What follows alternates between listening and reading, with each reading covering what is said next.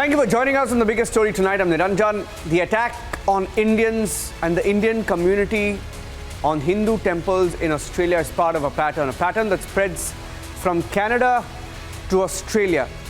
And both these countries want Indian talent, want Indians to come there, want Indian students to go and get a degree there.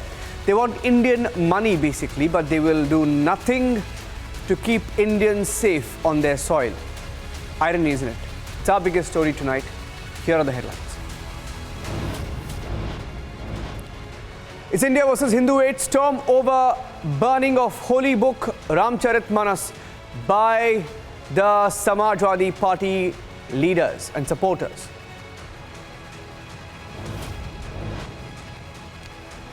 India raises the racist attack with Australia, Indians targeted by Khalistani forces.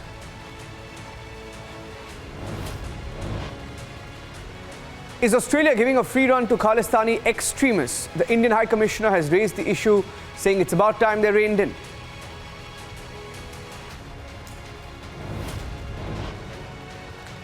Usual suspects go to the Supreme Court against a ban on the BBC documentary.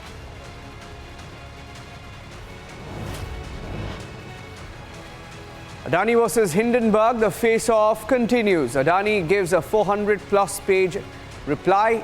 Hindenburg responds again.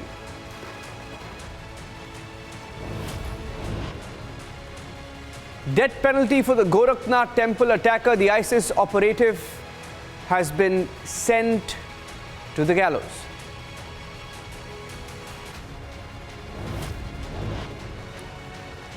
ISF tells Mamata Banerjee that her party is instilling fear among Muslims.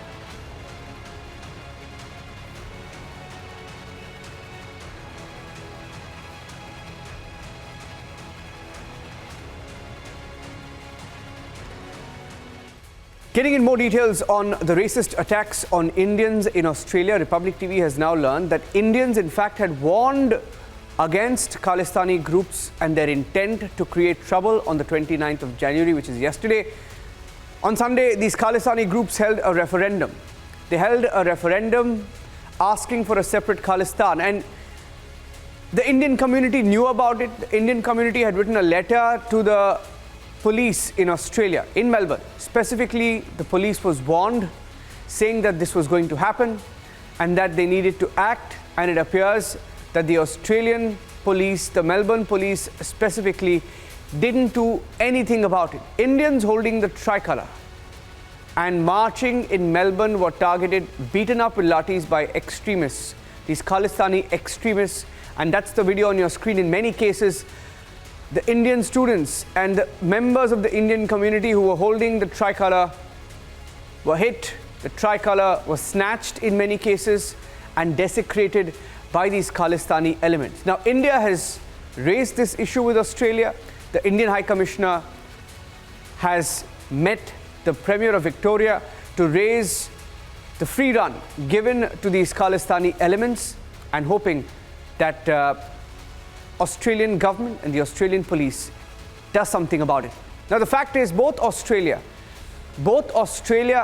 and Canada have given these Khalistani elements a free run. And what is common to both these countries is that both these countries want Indian students, both these countries want money from Indian students, and they want Indian students to help their economy.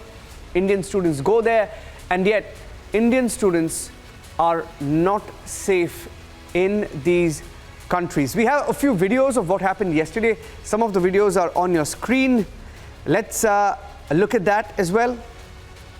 Let's look at those videos first up, and then we'll go across to Abhishek, my colleague, also joining us.